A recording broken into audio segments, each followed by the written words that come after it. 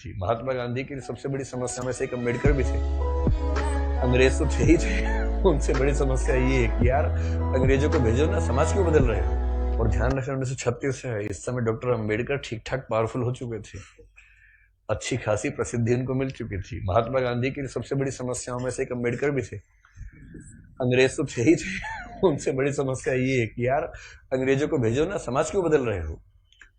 और अम्बेडकर साफ साफ कह रहे थे कि अगर मुझे अपने हित और देश के हित में चुनना हो तो देश का हित नंबर 1 पे है, पर यदि मुझे दलितों के हित और देश के हित में चुनना हो तो मैं दलितों के हित को प्राथमिकता पे रखूंगा, क्योंकि अगर अंग्रेज चले गए ऐसे ही तो यहां के सवर्ण हमें छोड़ेंगे नहीं। और दलितों की पराधीनता अंग्रेजों के आने से पहले ज्यादा थी, अंग्रेजों की उपस्थिति के समय कम पराधीनता थी। आपको गुस्सा तो आता होगा अम्बेडकर पे कई बार, क्या ये कैसा आदमी था, है ना, लेकिन आप तर्क सुनेंगे तो दंग रह जाएंगे, तर्क अच्छे हैं। और मजे की बात है कि भारत की संविधान सभा में अम्बेडकर जितनी पढ़ाई पूरी संविधान सभा में एक भी मेंबर ने नहीं कर रखी थी। केवल एक BN राव थे जो एडवाइजर थे, उनके पास ठीक ठाक पढ़ाई थी, उन्हें छोड़ दें, बाकी सब मिट्टी के मतलब पेंदे टाइप के थे, प्यादे थे उनके सामने। पढ़ाई लिखाई का जो लेवल अम्बेडकर साहब का है वो किसी का नहीं है। तो कुछ लोग मैंने देखा कि सवर्ण मानसिकता के कुछ लोग अम्बेडकर को देशद्रोही घोषित करना चाहते हैं इन्हीं कथनों से कि दलित प्रश्न और देश के प्रश्न में दलितों को प्राथमिकता दूंगा तो बुरा मान जाते हैं। और उन्हीं से आप पूछो कि अगर हिंदू का प्रश्न हो और देश का प्रश्न हो, किसी प्राथमिकता दोगे तो हिंदू, हिंदुस्तान है, मजाक समझते हो तो हिंदुस्तान है बोलते हैं, हिंदुस्तान है। मुसलमान तो आए हैं, जा भी सकते हैं, लेकिन हिंदुस्तान है। तो अंबेडकर उस समय पावरफुल हो चुके थे। और अंबेडकर को मैं तो बड़ा सलाम करता हूं इस सेंस में, आमतौर पर वंचित वर्ग में जब कोई पढ़ लिख लेता है ना, अपने वर्ग से कन्नी काट लेता है। रिजर्वेशन का सबसे बड़ा दुख ये है, रिजर्वेशन का सुख ये है कि वंचित वर्गों के लोग आने लगे हैं सत्ता में, और जैसे ही एक गांव से एक बच्चा, दलित बच्चा IAS बनता है ना, पूरा गांव IAS बन जाता है। आरक्षण के वित्तीय लाभ केवल उस व्यक्ति को मिलते हैं जिसको आरक्षण मिला है, पर सामाजिक राजनीतिक लाभ पूरे गांव, पूरे कुनबे, पूरे कस्बे, पूरे शहर को मिलते हैं।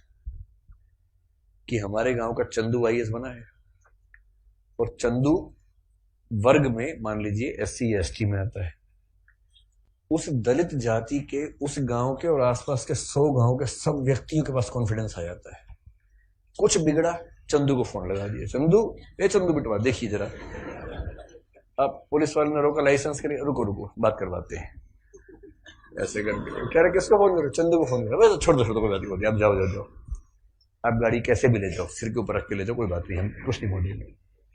कॉन्फिडेंस लेवल बढ़ जाता है। एक रिजर्वेशन का फायदा ये होता है, आर्थिक फायदा नहीं होता, रिजर्वेशन आर्थिक मामला नहीं है, वो सामाजिक राजनीतिक समतलीकरण का मामला है, उसमें उसको देखना है। और अम्बेडकर ने, आजकल क्या होता है कि जो बच्चा IAS बनता है सबसे पहले कोशिश करता है कि उसकी जाति किसी को पता ना लगे कि वो रिजर्वेशन में है।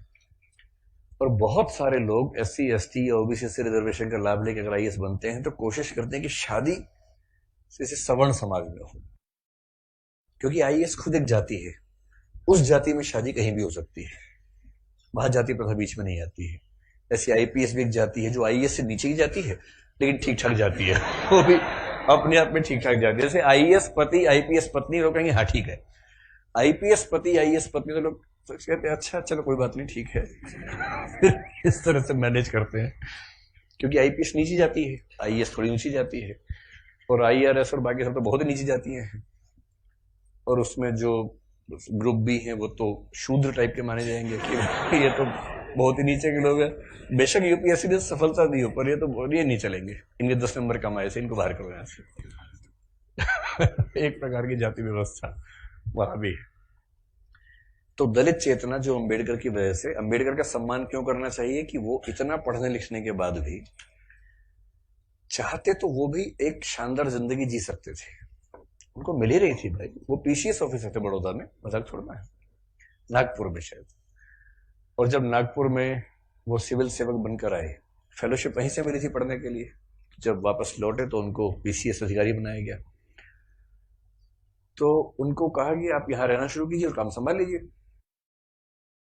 अब ये अम्बेडकर के सामने सबसे बड़ी समस्या, अगर आप उनकी कभी आत्मकथा पढ़े, मैं कैसे बना, हिंदी अनुवाद उसका ये है, उसमें प्रसंग है कि नागपुर में रहना है उनको क्योंकि वो ऑफिसर हैं, उनको अपने रहने के लिए कमरा चाहिए या घर चाहिए, ढूंढ रहे हैं पूरे शहर में, कमरा ही नहीं मिल रहा।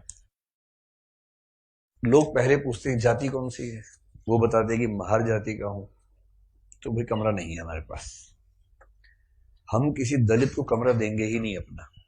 ये 1920-30 के दौरान नागपुर शहर की बात है। फिर वो कह रहे कि कई कमरे खारिज होते गए। एक और घर में गए, एक कोई दूसरा ऑफिसर था, वो दिखा रहा था, दोस्त के रूप में हेल्प कर रहा था, तो वहां मालिक ने पूछा ही नहीं कौन सी जाति के हो, इन्होंने बताया भी नहीं, ढिंडोरा क्यों पिटेंगे, उससे पूछा नहीं, उन्होंने बताया नहीं, कमरा मिल गया, रहने लग गए। और फिर वो देखते हैं कि एक दिन अचानक सुबह उठा तो बहुत शोर मचा हुआ था, मुझे लगा पता नहीं क्या हो गया, खिड़की से नीचे देखा तो हजारों की भीड़ हाथ में डंडे भाले हथियार लेके खड़ी हुई थी।